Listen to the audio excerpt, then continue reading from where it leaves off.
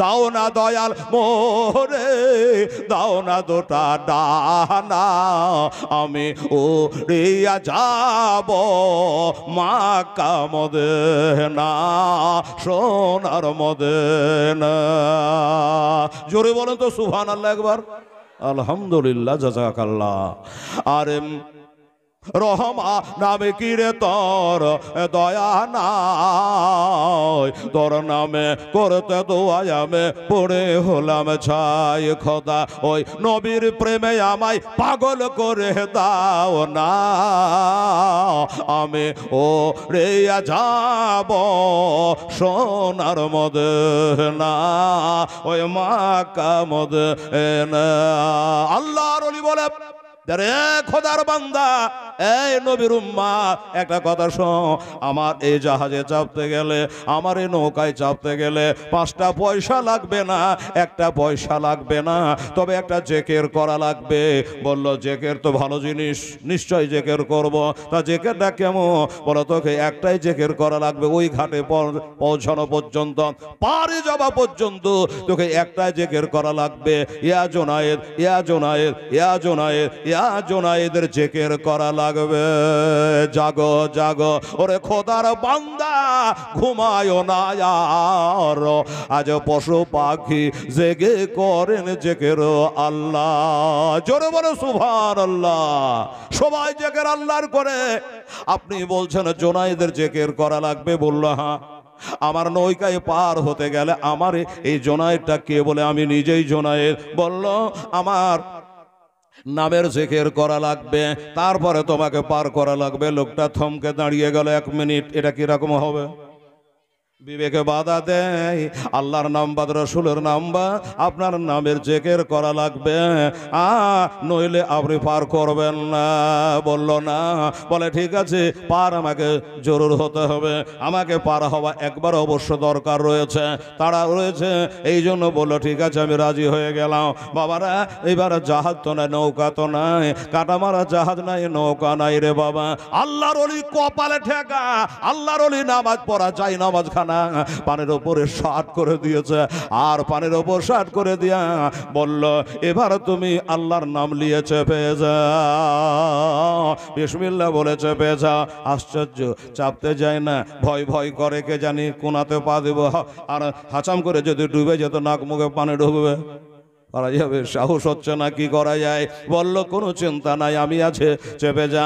বাবারা একটা যায় না মা, আমার মায়েরা রে কলার মারে করে পানের সময় ছেলেরাকে দেখি কয়েকটা কলার গাছে কঞ্চি ঢুকায় দিয়ে গেঁথে তার উপরে ভাসা যায়, টায়ার টিউবের উপরে ভাসা যায়, কিন্তু নামাজ পড়া যায় নামাজের উপরে ভাসা যায়। এটা তো বড় আশ্চর্য ঘটনা, যায় নামাজ ভাসে না। আরে ভাসে না রে, ভাসে না। আল্লাহর ওলির খেলা বুঝা বড়, তাই আল্লাহর ওলি পারে যায় নামাজ বিছায় দিয়েছে। বলে চিন্তা করিস না, ডরাস না বাবা, এই জন্য ডরাস। আল্লাহ কোরআনে বলেছে বিসমিল্লাহির রহমানির রহিম, আলা ইন্না আউলিয়া আল্লাহি লা খাউফুন আলাইহিম ওয়া লা হুম ইয়াহজানুন আল্লাযীনা আমানু ওয়া কানু ইয়াত্তাকুন। আমার আল্লাহ তাআলা বললাম আলা ইন্না আউলিয়া, নিশ্চয় আল্লাহর ওলি যারা তাদের কোনো ভয় নেই। খবরদার সাবধান হয়ে যাও, আল্লাহর ওলি যারা তাদের কোনো ভয় নেই, তাদের কোনো চিন্তাও নাই, চিন্তিত হবে না, গাম হবে না, এখানে হবে না, ওইখানে হবে না। এরা এত ভয় করেছে, এত ভয় করেছে, আল্লাহ পাক রব্বুল আলামিনকে পানি দেখে ভয় করে না, আগুন দেখে ভয় করে না। বাবারে আগুন দেখে আল্লাহর ওলিরা ভয় করে না, পানির ঢেউ দেখে তারা ভয় করে না। বলবো আগুনের কথা এরপরে। বাবা চেপে যাও। এবার বাবা যখন ভয় ভীতিকে হারিয়ে বলে আমিও তো তোর সাথে রয়েছি, বাবা চেপে যা। যাই না মাঝে চেপে গেছে গো, আর যাই না মাঝে চেপে গিয়া ইয়া জোনায়েদ, ইয়া জোনায়েদ, ইয়া জোনায়েদ এইভাবে বাবা বলতে আছে। কিন্তু যখন ঘাটে যাবে তার একটু আগেই চিন্তায় পড়ে গেল আমার জাহান্নাম ছাড়ার উপায় নাই। কি ভুল করা করলাম, আল্লাহর নাম বাদ, রসুলের নাম বাদ, ফাতেমার নাম, হাসান হোসেনের নাম বাদ, আলীর নাম বাদ, অলির নাম বাদ, সব বাদ চলে গেল। একটা সাধারণ মানব ইনার নাম ধরে ইয়া জোনায়েদ জোনায়েদ বলে আমি ডাক দিলাম, এটা আমার গুনাহ হয়ে গেল, এটা আমার অন্যায় হয়ে গেল। বাবারা এবার জোনায়েদের নাম বাদ দিয়েছে, যতক্ষণ পর্যন্ত জোনায়েদের নাম উচ্চারণ করেছে ওই যাই নামাজ একটু ঢাল খায় না, একটু টোল খায় না, একটু পানি উঠে নাই, চলে যায় চলে যায়। ও মুসলমানেরা, সুলাইমান পয়গম্বরের তখ্ত হাওয়ায় উড়ে, আর আল্লাহর ওলি যায় নামাজ পানিতে ভাসে। জোরে কোন সুবহানাল্লাহ।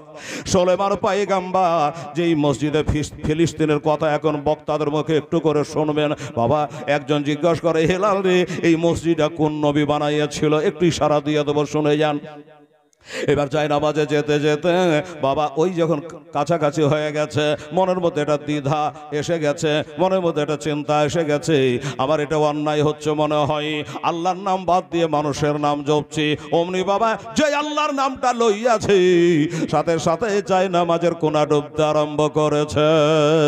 জোরে কোন সুবহানাল্লাহ। যাই নামাজের কোনা ডুবে যাচ্ছে, এবার তুইও ডুবে যাবি রে, তোর নাকে মুখে পানি ঢুকবে। এখানে যদি ডুবিস তাহলে কবরও ডুববি, আর কবরে যদি ডুবি তুই হাসরও ডুববি রে, তোকে কেউ তরাইতে পারবে না। কারণ নবী ছাড়া জান্নাত পাবে না রে আশিকের দিওয়ানা। এটা জোরে বলো সুবহানাল্লাহ।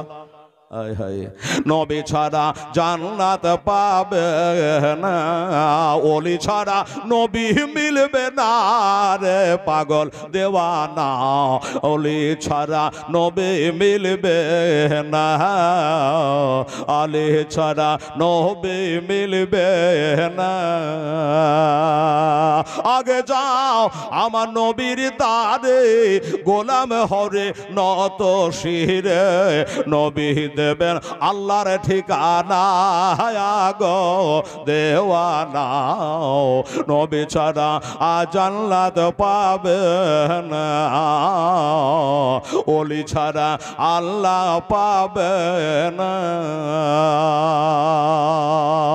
যাই হোক বাবা, এবার যেই বলতে লেগেছে যাই নামাজের কোনা ডুবতে লেগেছে, বাবা চিন্তায় পড়ে গেল কি করি।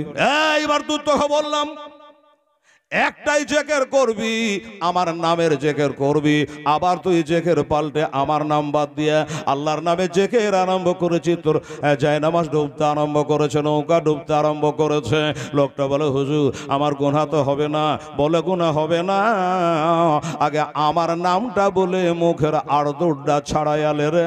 আল্লাহর ওলি যারা হয় ওরা নিজে কিছু বলে না, আল্লাহর কথাই তারা বলে রে। জোরে বলে সুবহানাল্লাহ।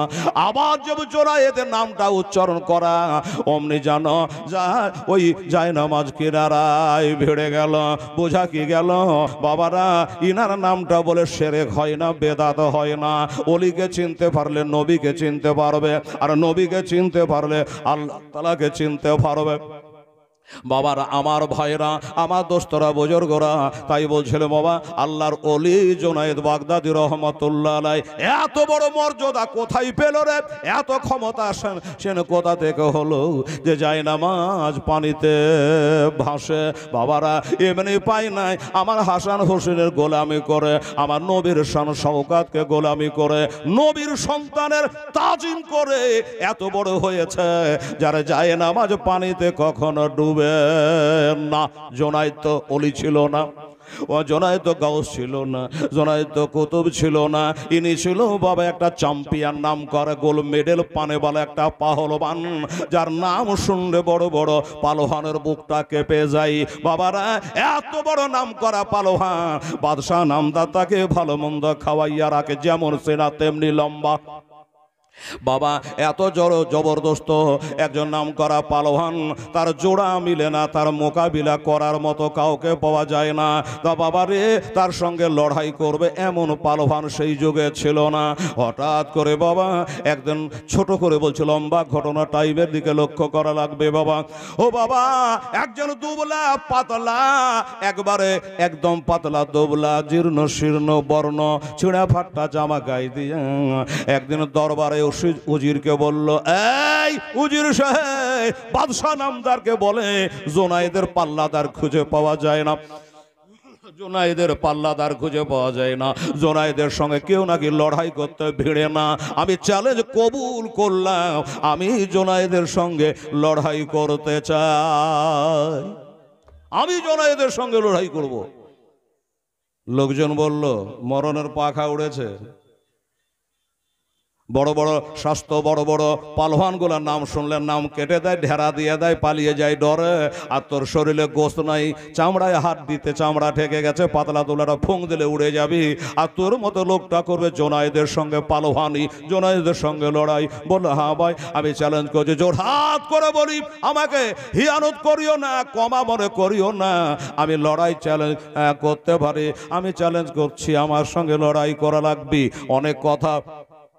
অবশেষে বাদশাহ নামদারকে বলা হলো, যখন বারবার করে বাবা নাছড় বান্দার মতো এই পাতলা দোবলা কমজোর লোকটা ধরেছে, বাবা গো, উনি বলল ঠিক আছে, তার ওই চ্যালেঞ্জ কবুল করা হলো। জোনায়েদ বলল, চ্যালেঞ্জ কবুল করে আমি তার সঙ্গে লড়াই করব।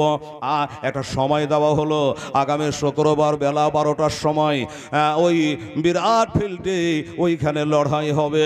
এই ময়দানে, বাগদাদের বিরাট ময়দান, এইখানে লড়াই হবে, যেখানে করে লক্ষ লক্ষ মানুষের আমদানি হবে, লক্ষ লক্ষ মানুষের জায়গা হয়ে যাবে, ওই ফিল্ডে লড়াই হবে। বহুদিন থেকে পালোয়ানের লড়াই দেখা নাই, বহুদিন থেকে লড়াই দেখা নাই, হাজারে হাজার লাখ লাখ ও লোক হবে। এলান করে দেওয়া হলো, মাইকিং করে দেওয়া হলো, প্রচার করে দেওয়া হলো, এলান করে দেওয়া হলো। বাবা লোকজন বাবা আনন্দে আত্মহারা। আমরা জোনায়েদের পাল্লাদার এখনো পর্যন্ত দেখি নাই, জোনায়েদের সঙ্গে লড়াই করবে এমন কাউকে খুঁজে পাওয়া যায় না। এবার নাকি একজন পাল্লাদার পাওয়া গেছে, একজন পাল্লাদার আসবে, কিন্তু যারা দেখে নিয়েছে পাল্লাদারকে, যার সঙ্গে লড়বে, এরা বলল হ্যাঁ অসম্ভব কথা, নাম লেখালো ঠিকই কিন্তু আর যুদ্ধে হাজির হইবে না, এ যুদ্ধে পৌঁছাবে না, যা তার শরীর। বেরাদারান ইসলাম সামাইনে কেরা, এবার দুই তরফ থেকে বাবা কিছু পুরস্কার ছাড়া হয়ে গেছে, ফার্স্ট প্রাইজ আর সেকেন্ড প্রাইজ ছাড়া হয়েছে। হেরে গেলে এত, আর জিতে গেলে এত ইনাম দেওয়া হবে, সোনার মুদ্রা দেওয়া হবে। একটা এলান করে দিয়েছে, 10,000 টাকা সোনার টাকা দেওয়া হবে যদি আমার জোনায়েদকে কেউ নিচে ফেলাইয়া দিতে পারে, হারিয়ে দিতে পারে। এই বলে বাবা একটা কথার কথা বুঝাবার জন্য আপনাদের বললাম। চ্যালেঞ্জ ঘোষণা হয়ে গেছে, হাজার হাজার লোক, লাখ লাখ লোক যুদ্ধ দেখার জন্য, লড়াই দেখার জন্য তারা ইন্তেজার করে, সময়ের অপেক্ষা করে, কবে সময় আসবে আর কিভাবে লড়াই হবে। অনেকে বলে, দেখ রে, ফালতু অপেক্ষা করা, ফালতু ইন্তেজার করা। আমার মনে হয় এ কোথাকার পাগল ছাগল হবে। আর ওর কথাতে আমাদের বাদশাহ পাগলা হয়ে গেল, চ্যালেঞ্জটা কবুল করে নিল, আর জোনায়েদও রাজি হয়ে গেল। ঠিক আছে, কেউ বলে যে মনে হয় আসবে না, আর একজন বলে হুশ করে কথা বল। আরে নিশ্চয় লোকটা দুবলা হতে পারে, লোকটা পাতলা হতে পারে, কিন্তু লোকটার ভিতরে কোনো গায়ে বানার শক্তি আছে। জোরে কোন সুবহানাল্লাহ। এর ভিতরে গায়ে বানার শক্তি আছে রে, হতে পারে, নইলে এমন করে কথা দেবে কেন, এমন করে জানা শোনার পরে চ্যালেঞ্জ কবুল করলো কেন? বাবারা, গ্যালারি ভর্তি হয়ে গেছে, সময় চলে এসেছে, গ্যালারি ভর্তি হয়ে গেছে লোকজনে, লাখো লাখের লোকের ভিড়, সবাই ঘড়ি দেখছে, বাবা আসবে আর 1 ঘন্টা টাইম আছে, এর মধ্যে ওনাকে আসা লাগবে। কিন্তু বাবা সবাই সময়ের দিকে লক্ষ্য করছে, কিন্তু না না, এখনো এসে পৌঁছালো না, এখনো এসে পৌঁছালো না। অনেকে বললো আমরা না বলেছে, কথায় দিয়েছে, কিন্তু হাজির হওয়ার ক্ষমতা আমাদের জোনায়েদের সঙ্গে মোকাবিলা করার মতো পার্টি নাই। এমনি হয়তো নামটা লিখিয়েছে আর আসবে না। বলল বোঝাবার লেগে বলছি, হয়তো 10টা বাজতে 5 মিনিট বাকি আছে, এই 5 মিনিটের মধ্যে হয়তো চলে আসবে। এই 2 মিনিট চলে গেল, এবার হয়তো আসবে। অনেকে বলল যে না না আসতে পারে না, অনেকে বলল তাচ্ছিল্য করিস না, ঠাট্টা বিদ্রুপ করিস না। আমার মন বলে নিশ্চয় উনি আসবে হয়তো বা। বাবারা, আমার ভাইরা, অনেকে গ্যালারি থেকে নামতে শুরু করেছে, চল পালিয়ে যাই, চলে যাই, গ্যালারিকে ভেঙে চুরমার করে দেব। আমাদের বাদশা কি পাগল হয়ে গেছে? একটা দোবলা পান লোক, একটা জাইব লোক, কমজোর লোক, অজানা অচেনা লোক, কোথায় বাড়ি কোথায় ঘর জানে না, আর তার ঠিকানা লিখে লিয়া দিন তারিখ করে লিয়া গ্যালারিতে লোক ভর্তি করে নিয়া এত লোকে হয়রান পেরেশান করলো।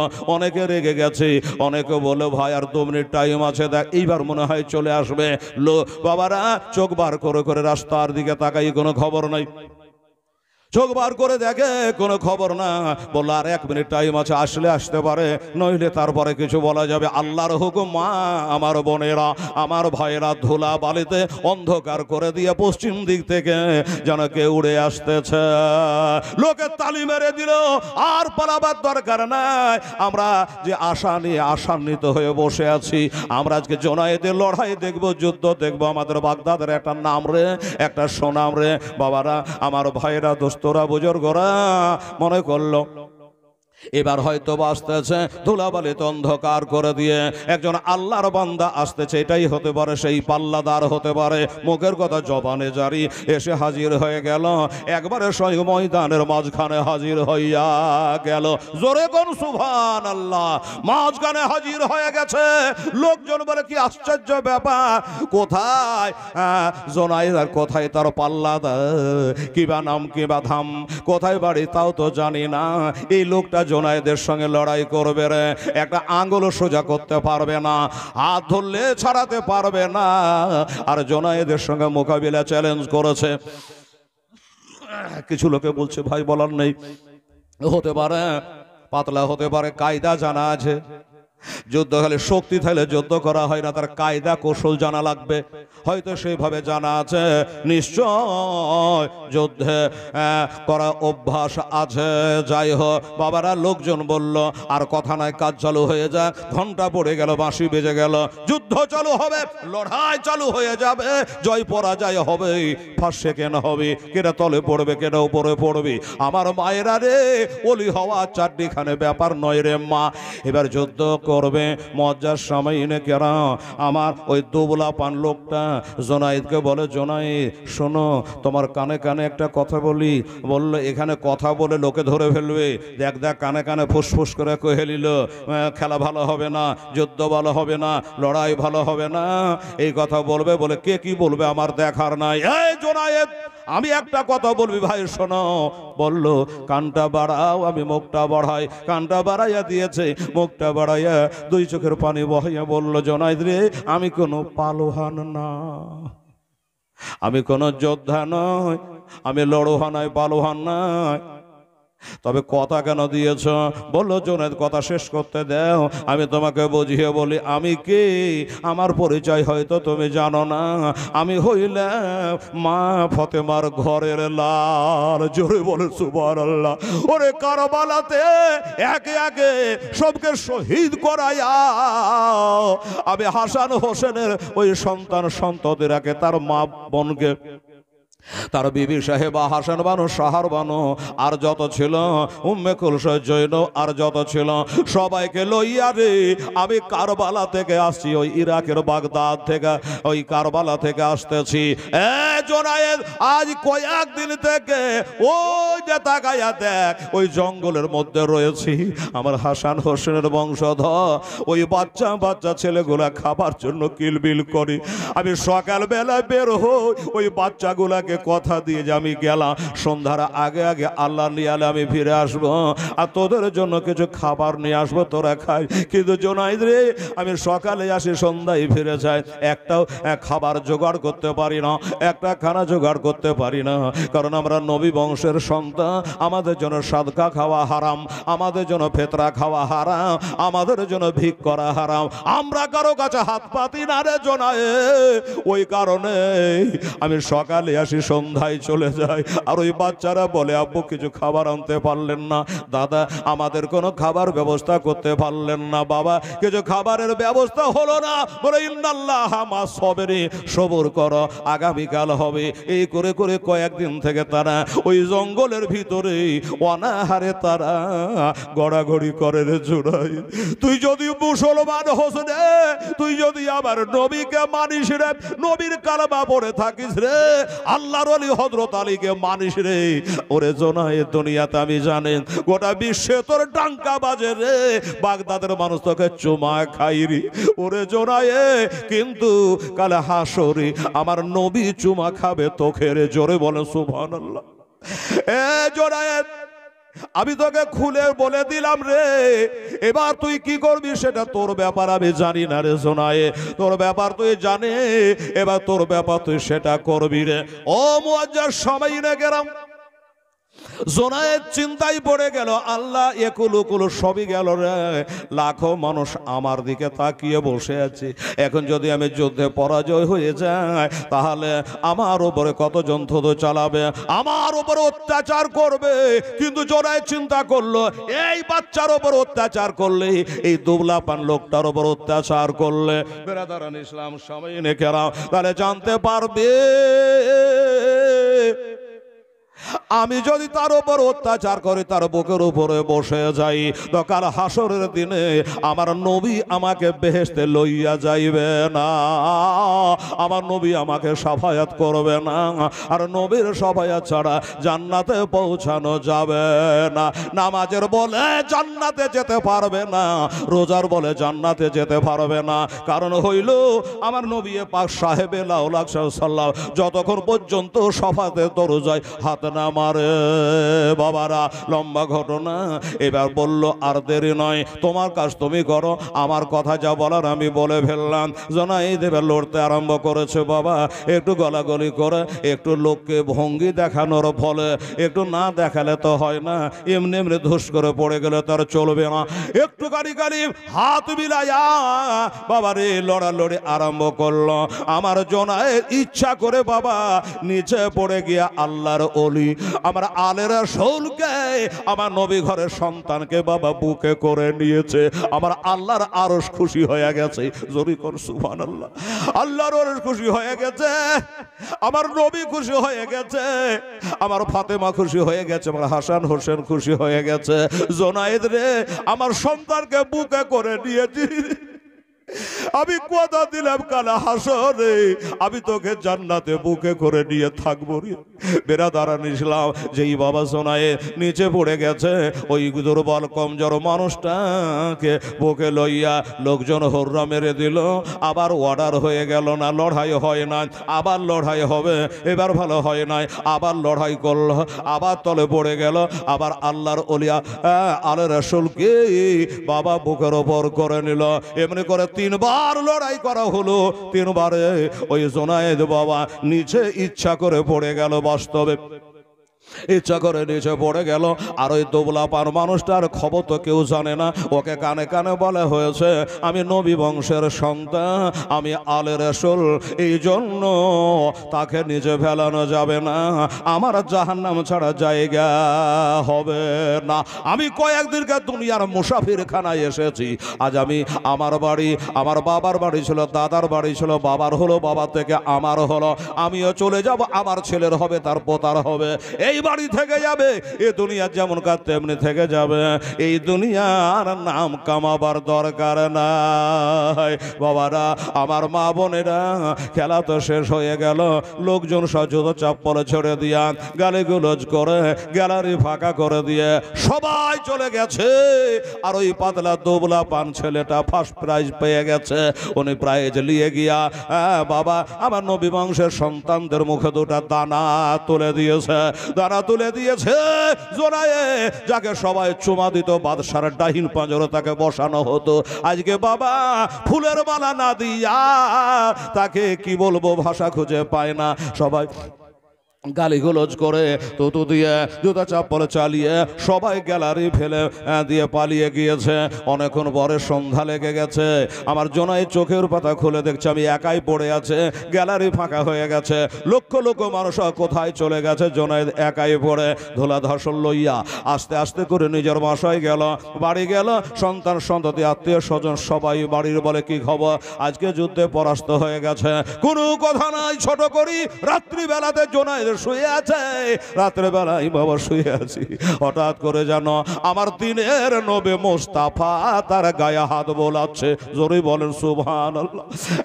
জোনায়েদ রে, দুনিয়ার মায়াকে ত্যাগ করে দিয়া, দুনিয়ার মোহকে লাথি মেরে দিয়া আমার ঘরের সন্তানকে তুই বুকে নিয়ে আজকে ইজ্জত দিয়েছে।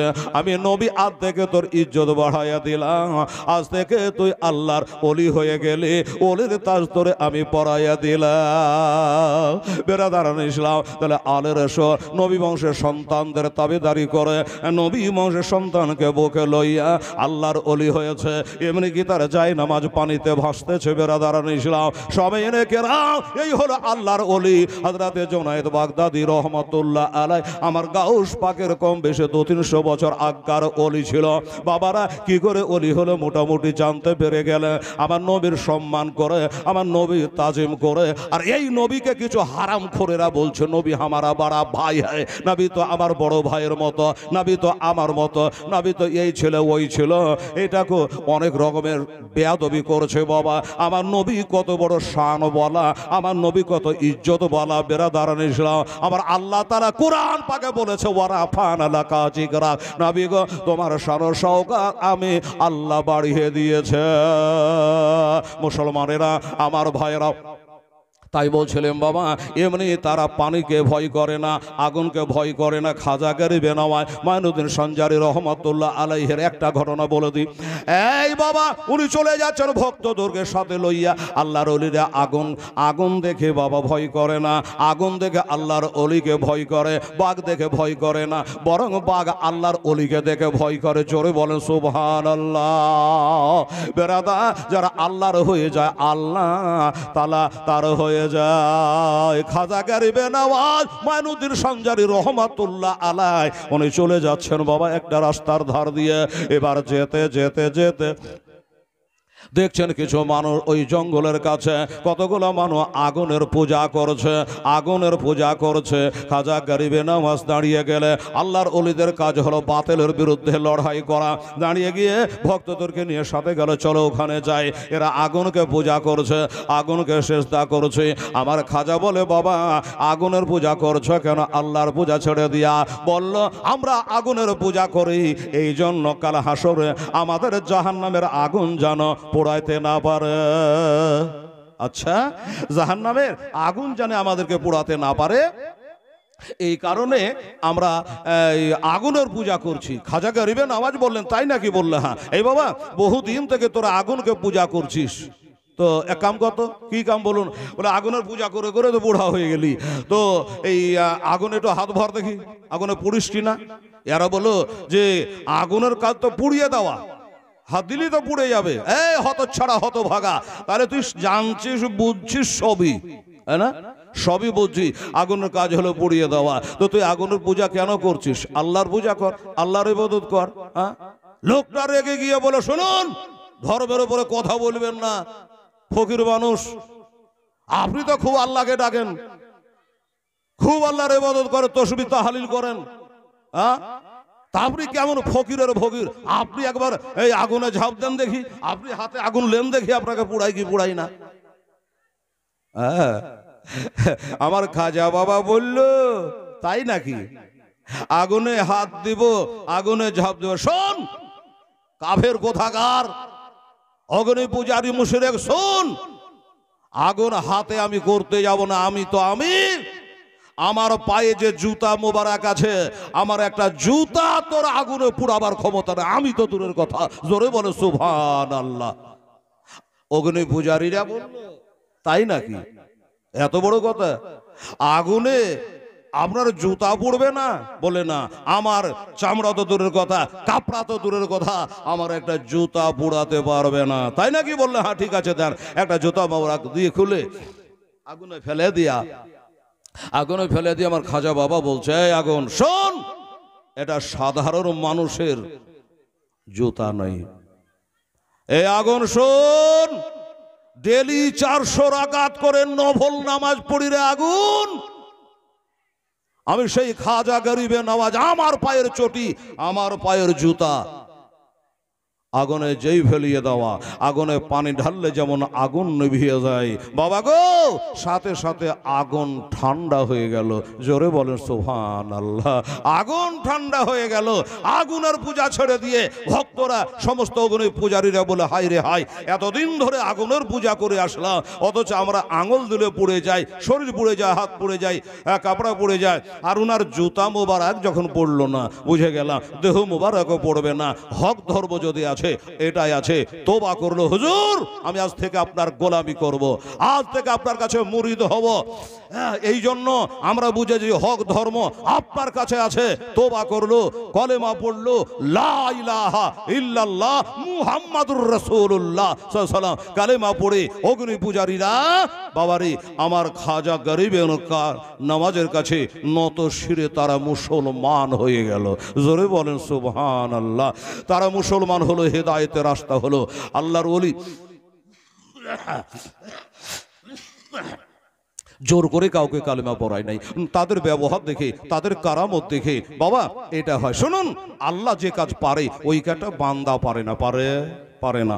আল্লাহ যে কাজ পারে সে কাজটা বান্দা পারে না। আর দোস্তরা, আল্লাহর ওলি যেটা পারে এটা সাধারণ মানুষ পারে না। বলবেন হেলাল একটা উদাহরণ দিতে বেটা। শোনো, আল্লাহর কাজ হলো জিন্দাকে মুর্দা করা, মুর্দাকে জিন্দা করা, ঠিক কিনা? আল্লাহর কাজ হলো জিন্দাকে মুর্দা, মুর্দাকে জিন্দা।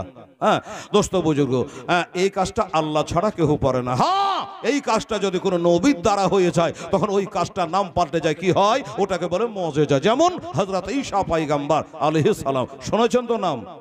ঈসা আলাইহিস সালাম একটা কাফেরের দল বানাইছে, কাদিয়ানি নাম। এই কাদিয়ানিরা বেরাদারান ইসলাম বলছে যে ঈসা নবী আসছে, ইন্তেকাল হয়ে গেছে, কাশ্মীরে আপেলের বাগানে মাজারও হয়ে গেছে। এই মিথ্যাবাদের বেটা, ধোকাবাজের বেটা, দারজালের বেটা, ঈসা নবী চলে আসে তো দুনিয়া থাকবে না রে? হ্যাঁ দোস্ত বুঝর, ঈসা নবী কোথায় আছে জানেন? জানে না। কোরআনকে জিজ্ঞাসা করে, কোরআন বই বাররাফা আল্লাহ ইলাইহি ওয়া কানা হাজিজান হাকিমা। আল্লাহ বলছে আমি ঈসা নবীকে তুলে নিয়েছি। কোথা থেকে? ওই যে জেরুজালেম যে মসজিদ নিয়ে এখন ঝামেলা চলছে, ওই বায়তুল মুকাদ্দাসের মসজিদ থেকে খোদা তুলে নিয়েছিল। কেন তুলে নিয়েছিল? ওই খ্রিস্টানেরা আমার ঈসা নবীকে মারার জন্য তাড়া করেছিল। জানের ভয় তো কারণ আছে। তুমি দৌড়তে গিয়ে বায়তুল মুকাদ্দাসের এই যে মসজিদে এখন ফিলিস্তিনে ঝামেলা চলছে, ওই মসজিদে উনি গিয়ে ঢুকে গেলেন।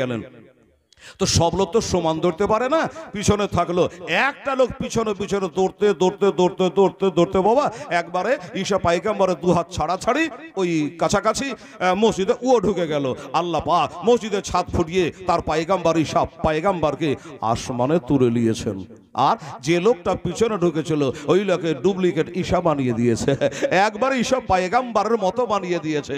আর অমনি যত লোক পিছনে পড়ে গেছিল ঈসা নবীকে মারার জন্য, এরা পিছনে এসে ভিতরে ঢুকে বলল এই তো ঈসা আছে, এটাই ঈসা নবী, একে মার, কাট, সুলিতে দে। আল্লাহ বলছে ওমা কাতালহু ওমা সালাবুহু ওমা সুবহানাহুম। কোরআন তো পড়ো না।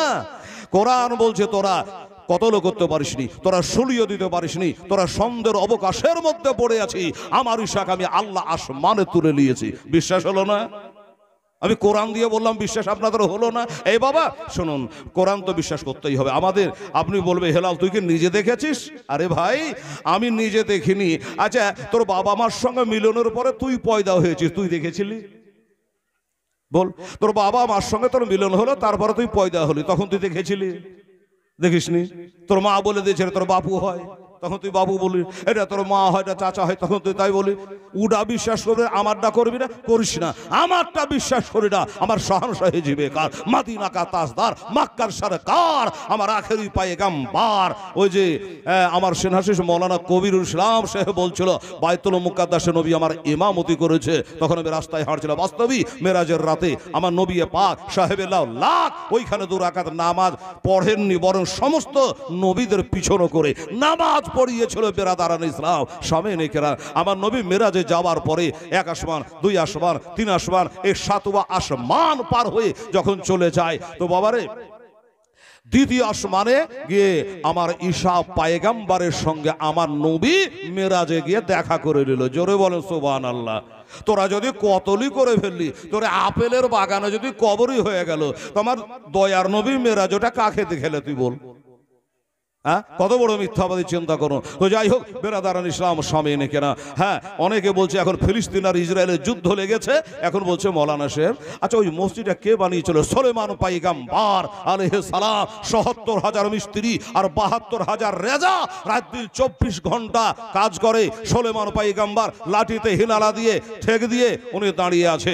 ৭৭,০০০ মিস্ত্রি আর ৭২,০০০ রেজা ২৪ ঘন্টা রাত দিন যদি সমান্তরে কাজ করে, তাহলে কত মিস্ত্রি লেগেছিল? ৬ মাস পর্যন্ত কাজ চলতেছে।